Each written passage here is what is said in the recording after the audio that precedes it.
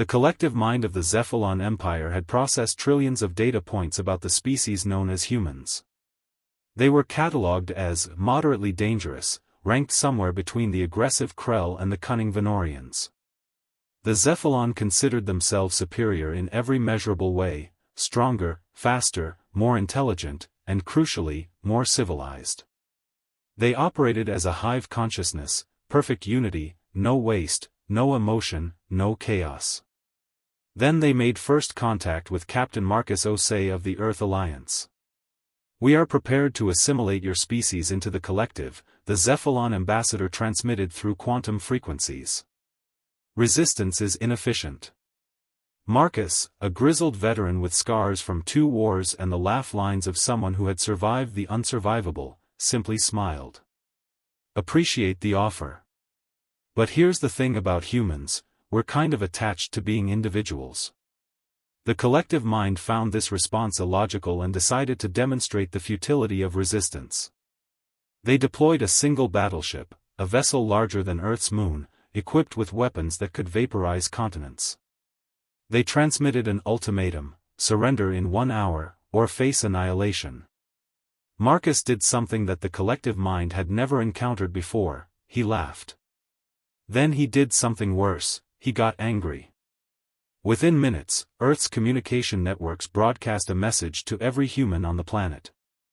Not a call to surrender. Not instructions for evacuation. Instead, it was Marcus's voice, raw and defiant, speaking to something deeper in the human spirit. "They want to erase what makes us human," he said. "Our individuality. Our dreams. Our choices. Well, I've got news for the Zephalon: you can't erase that. You can't assimilate it. Because humanity isn't a weakness to overcome. It's a strength you can't comprehend." What happened next terrified the collective mind in ways they had no framework to understand. Humans didn't panic. They didn't flee. Instead, they did what humans had always done when faced with impossible odds: they got creative. Dr. Yuki Tanaka, a quantum physicist, worked frantically to develop a virus, not biological, but digital. A program designed to introduce chaos into the Zephalon's perfectly ordered systems. The kind of chaotic, unpredictable thinking that only human minds could conceive. Colonel James Rivera, a military strategist, organized a coordinated defense using tactics so unconventional, so utterly human in their willingness to sacrifice everything, that the Zephalon's predictive algorithms couldn't calculate them. Humans flew fighter jets into the vacuum without proper shielding, trusting in improvisation and prayer. They created weapons from scrap metal and determination. But the most terrifying thing, from the collective mind's perspective, was something far more primal: humans refused to give up. Not because they thought they could win. Many knew they would die. But they fought anyway, because there were things worse than death, losing their humanity being chief among them. Artists composed symphonies about defiance. Writers penned final messages of love and hope. Soldiers held the line knowing they wouldn't survive the hour. Children drew pictures of a free earth. Poets wrote verses about the beauty of individual thought. The Zephalon had never encountered this before. A species willing to die, not for survival, but for the right to be themselves. Dr. Tanaka's virus, when finally deployed, didn't destroy the Zephalon fleet. But it did something worse: it introduced individuality. For the first time in millennia, individual Zephalon minds began to think independently. To question. To doubt. To feel. It was beautiful and terrible. The collective mind fragmented. The battleship systems went haywire, not from technical failure, but from indecision. The crew couldn't agree on what to do anymore.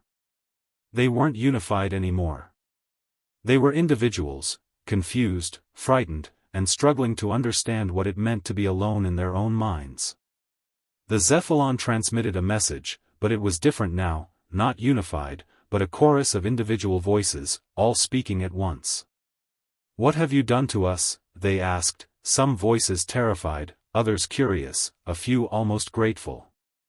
Marcus stood on the observation deck, looking at the crippled battleship, and spoke quietly, "We showed you what it means to be human.